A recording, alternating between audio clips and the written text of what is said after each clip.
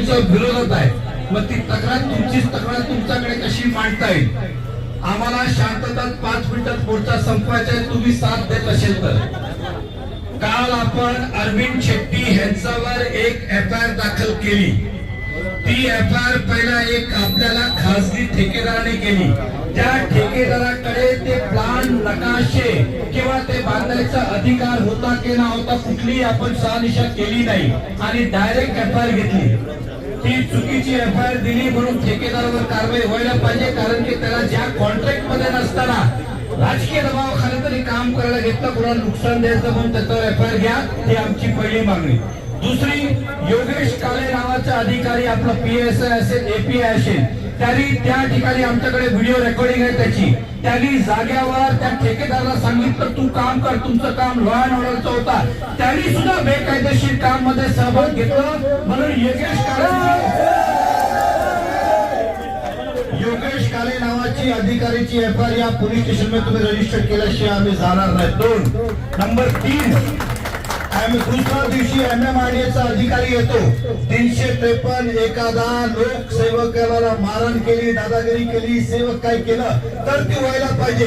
तो त्या दिवशी घरी होता, दुसऱ्या दिवशी येऊन FIR देतात आणि तुम्ही घेतात बेकायदेशीरित्या, ती सुद्धा चूक आहे, म्हणून त्याच्यावर करायला पाहिजे FIR. तिसरं, महानगरपालिकेचा अधिकाऱ्यांनी पत्र दिलं, ते महापालिकेची बापाची जागा नव्हती, त्या अधिकाऱ्याची बापाची जागा नाही, तो 7 बारे अजूनही MMRDA किंवा महापालिकेचं नाव तर आहे, तुम्ही कुठली शहानिशा न करता परत FIR घेतली, म्हणून त्या महापालिकेचा अधिकारीवर पण कारवाई झाली पाहिजे.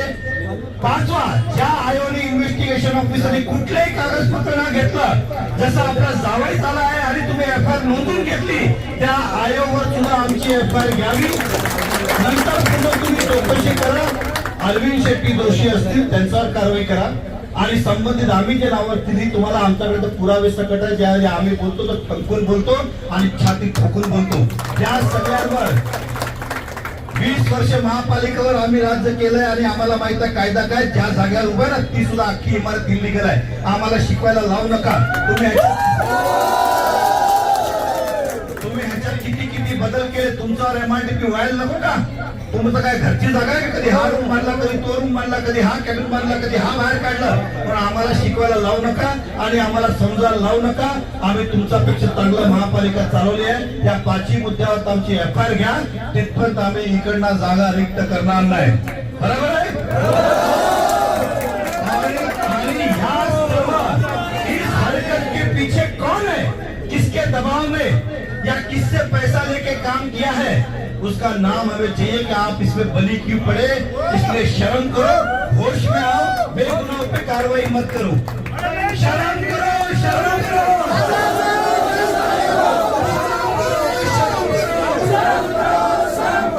नहीं चलेगी, नहीं चलेगी, नहीं चलेगी, नहीं चलेगी, नहीं चलेगी. न्याय नहीं दे सकते तो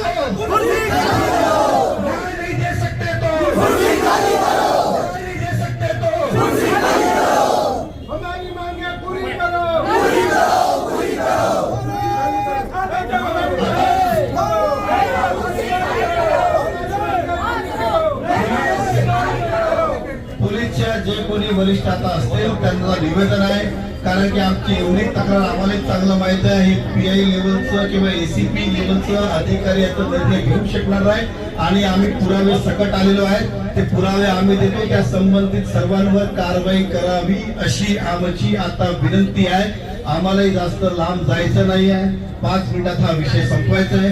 आपण पोलीस कमिशनर साहेबाला बोलवा इकडे आणि हा विषय समापन करावा अशी आमची विनंती आहे आणि आम्हाला न्याय द्यावं, कारण की सगळे पोलीस भ्रष्ट नाही, सगळे पोलीस दबावाखाली काम करत नाही, पण त्या योगेश काळे सारखे अधिकारी आणि ज्यांनी ते आयोनी घेतली आहे त्याला आम्ही घालवल्याशिवाय राहणार नाही आणि इथपर्यंत नाही. आज तुमच्या समोर आहे, उद्या म्युनिसिपल कमिशनर, परवा MMRDA, नंतर शेवटला देवेंद्र फडणवीस साहेबांकडे आम्ही जाणार आहोत आणि हे सगळं तुमची दुकानदारी आम्ही मांडणार आहे. त्या योगेश काळे साहेबांचा त्या ठेकेदारमध्ये किती % कमिशन आहे किंवा त्यांची किती पार्टनरशिप आहे, ह्या सगळे झालेच पाहिजे. कारण की त्यांची पार्टनरशिप त्यांचा पर्सनल इंटरेस्ट शिवाय कोणी ठेकेदाराला इकडे साथ देत नाही. कारण महापालिकामध्ये ठेकेदाराला लुटण्याचं काम तुम्ही केलेलं आहे, कधी त्याला समर्थनचं केलेलं नाहीये. समर्थनचं काम म्हणजे नक्कीच तुमचं त्यामध्ये काहीतरी घेणं देणं आहे. म्हणून ते आम्हाला नावं पाहिजे की योगेश काळेंचं काय काय आहे, त्याची इन्क्वायरी सुद्धा झाली पाहिजे, त्याची अख्ख्या प्रॉपर्टीची पण झाली पाहिजे की त्यांनी अशा प्रकारचा किती ठेकेदारांकडनं काय काय घेतलेलं आहे, हे सर्व आम्हाला पाहिजे. त्याशिवाय आम्ही सोडणार नाही आणि हे लवकर परत सांगतोय, त्याशिवाय आम्ही जाणार नाही. आपण हे 2-5 मिनिटात नाही आलं तर आपण जेवणची व्यवस्था इकडेच करावी. कार्यकर्त्यांना सांगतो, इकडेच आपण चोल पेटूया.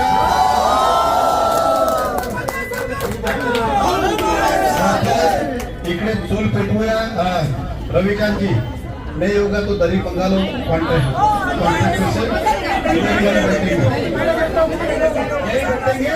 अब हमारा आशियाना यही है, हमारा आशियाना यही है.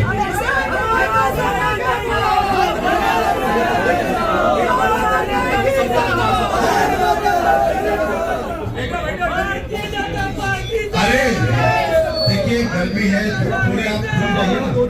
आपको भी गर्मी हो रही है, मुझे भी. थोड़ा खुल जाइए ना, थोड़ा जगह छोड़िए ना, थोड़ा जगह छोड़िए, थोड़ा जगह छोड़िए.